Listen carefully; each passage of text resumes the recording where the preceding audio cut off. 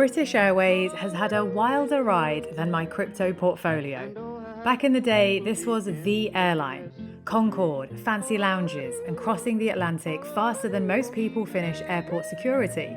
But somewhere along the way, passenger hate got so real, people called BA bloody awful. So, British Airways did what any premium brand would do.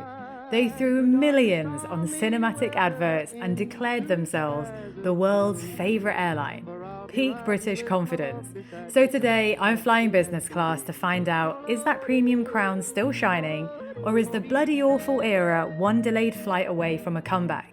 And at the end, I'll show you how people game the system and fly like this without paying the price tag.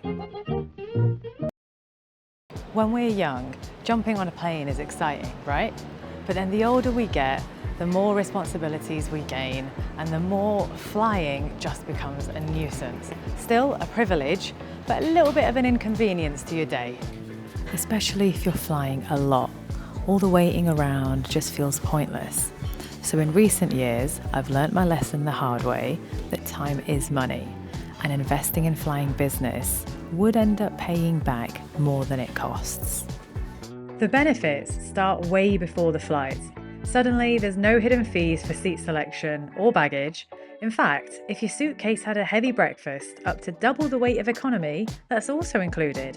You don't queue at check-in, you get priority through airport security, your bags are gone, and now you're airside looking suspicious because you genuinely won't know what to do with all the extra time. I requested a non-alcoholic Bloody Mary from H. I'm not quite sure he's going to pull it off. Do you know what you're doing, love? You don't look like you know what you're doing. Don't make me sick. Thanking you. The airport is a zoo. People rushing, queues everywhere, someone repacking a suitcase on the floor like it's a medical emergency. And then you walk into the complimentary business lounge, and it's as if the airport forgot you had a flight to catch. Even when you're not going on holiday, it still feels like you are. Table service, free food, free drinks. It's all unlimited, even the desserts. And everything will make you question that $25 airport sandwich you paid for that one time. There's Wi-Fi that actually works, chargers everywhere, and you can be productive or just look like someone who is. If you've got kids, chuck them in the play area and go get wild at the salad bar. There's also showers if you're the type of traveller who needs to reset their entire existence before their flight. Basically, instead of Gate 42 chaos, you're there sat in silence, eating a dessert you didn't pay for at 8:42 a.m. and pretending you haven't got kids and that your inbox matters.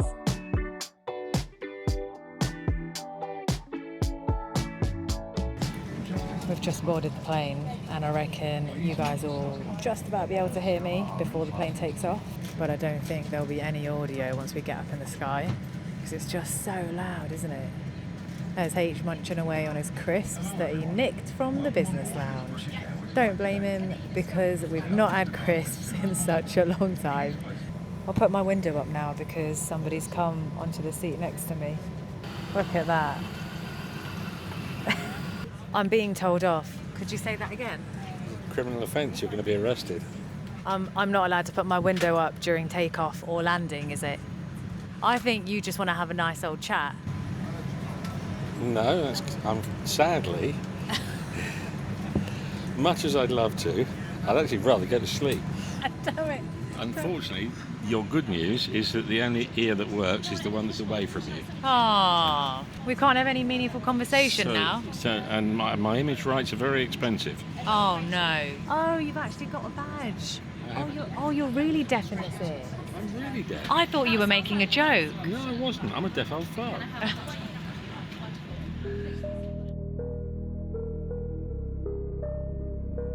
Boarding feels special. Welcome drinks and no fighting the guy next to you for the overhead locker. Pretty good start if you ask me.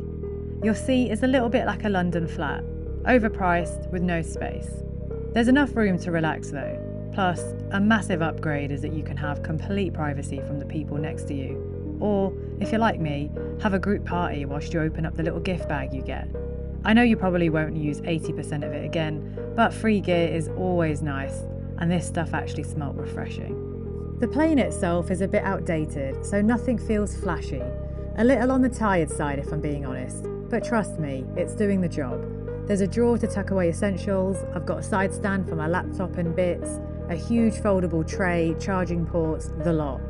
The seat fully extends into a lie flat bed, which basically means you can now have a stiff neck in horizontal mode instead of upright. And now for the main event. This is where British Airways quietly starts winning. This food at 35,000 feet in the air is absolutely phenomenal. BA have nailed the menu, and actually the service too. Spaced out courses, properly plated, it doesn't feel like you're in the air moving at 500 miles an hour. Nothing feels rushed either. The crew arrive just when you need them, plates are taken away soon after you finish, next course arrives without keeping you waiting. It's brilliant, delicious, can't knock it. British Airways was actually one of the first airlines to introduce this restaurant in the sky premium experience. That's why there's intentionally no trolley service. The crew directly wait your table. Here's H trying to act like an Egyptian cotton influencer, making his bed with this tiny mattress topper. Nice little addition to the sleeping in the air experience. The cherry on the top for me is the absolute cracking cuppa you get when you fly BA. Unreal. Didn't even need to give her my Yorkshire tea bags, she just knew the drill. I wasn't quite ready for a nap yet, so I had tea on tap the entire flight and just one more dessert. Business class isn't expensive. Paying cash for business class is expensive. So let's get to the juicy bit before you guys fall asleep. The biggest strategy that changed my travelling experience was getting the American Express British Airways card. If you're in another country, here are a few alternatives. These cards allow you to stack up points for your purchases. America has the highest yielding Amex with 4 points per dollar, whereas Australia has 2, and I only get 1.5 points per pound. The advantage with the BA Amex Premium Plus is that every year you'll receive any cabin companion voucher. This means you only pay points and taxes for one flight. Your companion gets a ticket completely for free. And if you want to be stingy and fly alone, you can do. You'll get a 50% discount on the points and taxes for choosing a single ticket. I know what you might be thinking, where's the catch? Honestly, there isn't one. Of course, you need to spend on the card to collect points, but aren't you doing that anyway? Groceries, fuel, house renovations, tech products, just general expenses. It all adds up. Even if you need to wait a couple years to collect the points, that's how long your voucher will last anyway, so there's no hurry.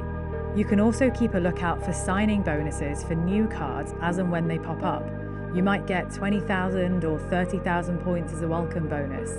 Utilize new offers and new cards.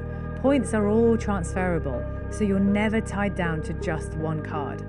Avios works across Qatar, Finnair, Iberia, and there's other point systems that also collaborate with partners. Even when you book hotels, resorts, all these points can be transferred to different airlines. Another way to rack up points fast is by referring your friends. In the first few months I got my Amex, I stacked up nearly 100,000 points from sharing this hack with my loved ones. Just be proactive. You can also find business class deals on websites. You could even book premium economy with points and then upgrade to business with cash. That's probably the cleanest trick if there's no economic business class flights showing up. Honestly, this is the best flex I learned 4 years ago. The sleep isn't life-changing, but it's real. And the main focus is how you don't feel like you survived a flight when you land. You're not jet-lagged, you feel refreshed, and you don't lose any days on your holiday. Extra productivity is cool, but time is what's priceless. And the BA planes are a bit outdated, but they definitely earned their big comeback. The crew do so much without any fuss or drama, but the food is the best part. I hope you take advantage of the point system. Let me know if you have any questions. Thanks for watching, guys. I'll see you in the next one. Subscribe. Oh, subscribe. Yeah. You got to tell them like you mean it. Like, If you've got enough money, do it. What do you mean? Oh, if you've got enough. It's free. it's for us. Oh, right. It's free. Well, I'll subscribe then. Did you subscribe? Not yet. Oh. No, it's free. I'll subscribe. Get... Subscribe. I love that. We'll leave it there.